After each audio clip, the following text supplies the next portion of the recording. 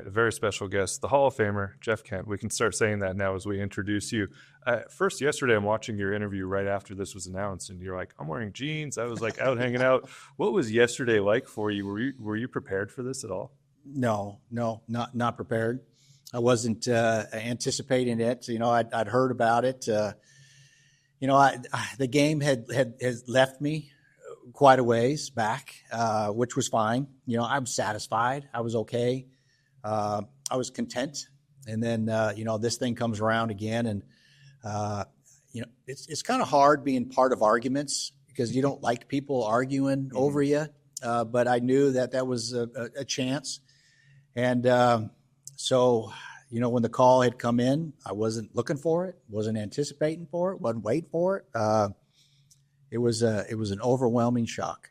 I talked to Rich earlier last night, and he said, I think I saw him emotional once in all the years we played together. Yeah. It was like a base hit in the World Series, and he pumped his fist, and that's about it.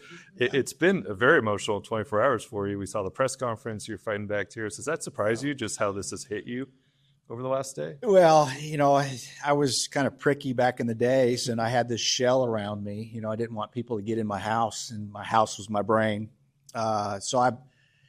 When you start having grandkids and you start having kids that play, that shell gets deteriorates, is what it does. It starts to lower, and for me, it's all the emotions of the game, all the memories of the game, the thoughts of teammates, the thoughts of coaches, the people who contributed to me standing here today wearing this jersey.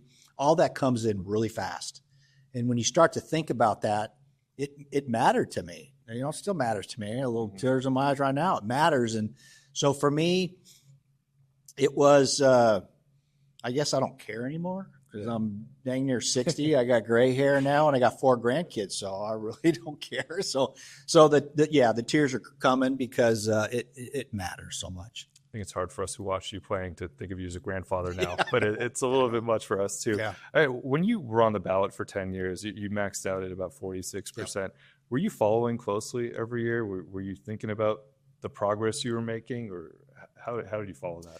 Not closely, but I was watching it because there's, you care about your legacy in a sense.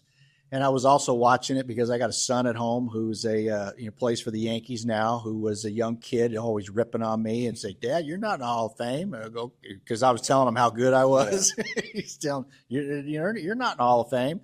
So you watch it, and because I love the game, and my name was associated with something, and it was on the ballot, and people got to debate it and argue it, and at times probably contentious because of the amount of players that were on there, and that was fine.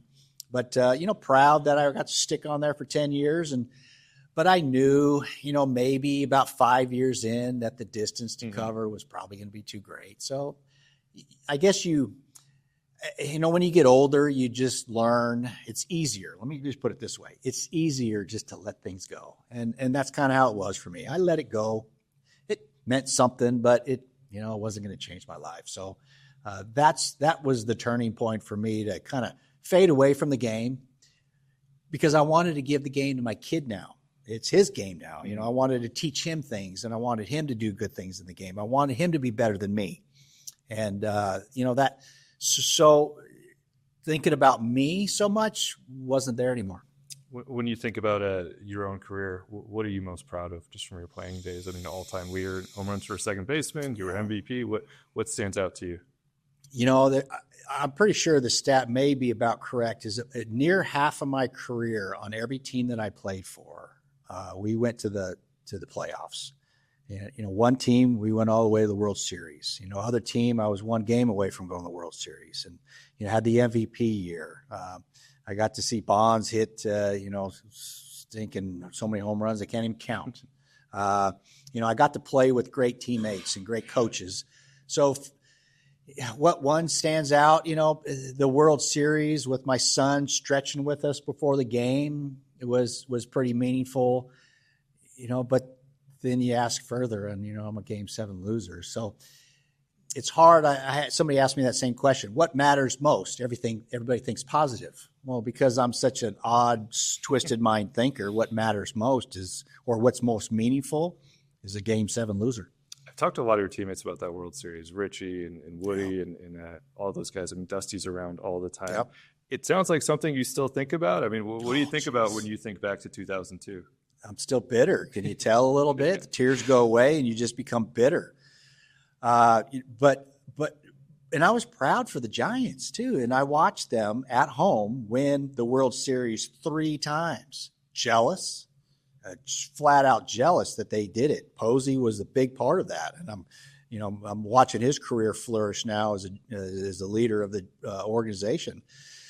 So it's always bitterness when you're talking about being a Game 7 loser. But, the guys that I played with, those are the good memories. Coach Dusty was one of the best I ever played for. So, those are good, hateful, bitter memories. We're going to the Hall of Fame now, so that helps with a little bit. You were asked pretty quickly after this came out about what hat you would wear, and you mentioned Dusty, you mentioned the Giants. Why was that such a quick decision for you? Because you played all over the league. Well, it's almost easy. I had a great time in Houston, but I only played 2 years. I'll try to shorten this answer. The biggest twist or the biggest turnaround or the biggest catapult of my career happened in San Francisco with Dusty. New York bred me to be more of a professional baseball player. Dallas Green was a big manager that kind of taught me that. And learning how to deal with adversity in New York, that's a different place to play baseball. And then, the talents that I started to acquire from coaches kind of all came together with Dusty. And the team that Brian Sabian and Ned Colletti put together, along with Dusty, and the players that were around me, those are the best times I had too. And I went to school at Cal too, so it was almost like a homecoming. That ballpark, you look around, there's statues everywhere for the Hall of Famers. They have retired a bunch of numbers for the Hall of Famers. Have you thought about that yet? The 21 might be retired. The precedent with the Giants, at least, is to have a statue. No, you're the first guy to ask me that question. I know I got the stash on the wall, the Wall of Fame, and that was a neat moment. But no, you're asking me a question. It's a question for ownership, I think. I guess so. I've always heard a story. I think Richie told me this. There's the Chevron cars in left field, and I've heard that you were maybe more annoyed by them than anybody else, and the potential that it would rob a home run. I was. Chevron was great. They were a great sponsor of mine for a program that I created in Cal, which was Women Driven, which was providing female walk-on athletes scholarships at Cal. So Chevron was a great sponsor. And then one year they came out with their logo out in left field, and they had this car, and it had a bubble on the top of it. And I'm thinking, I don't hit long home runs. I need every inch I can have. And that car was in my way, and for the little home run that it would give me an inch or two. So yeah, I probably made a bigger deal of it. But that's the foundation of why I had a problem with that advertisement out there. It has survived. I'll finish with this. You've talked a lot today about your son and his career and the way he has come through, and he's a professional now with the Yankees. Yeah.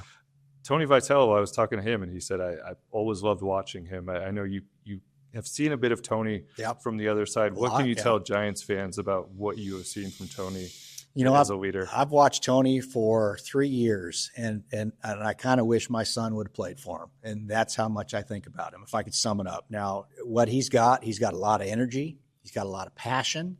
I saw him today. He may not comb his hair, but the guy loves baseball, and I know he will make that transition from college kids to pros. He's a learner. He's a fast learner, and I think he's self-deprecating in that he'll make adjustments. He won't just be himself and just be, I'm Tony, I'm going to do it my way. I bet you he makes changes, because I think he may follow in the lines of Dusty, which is he'll know, and he ought to know, how to push buttons. And each guy's got different buttons to push.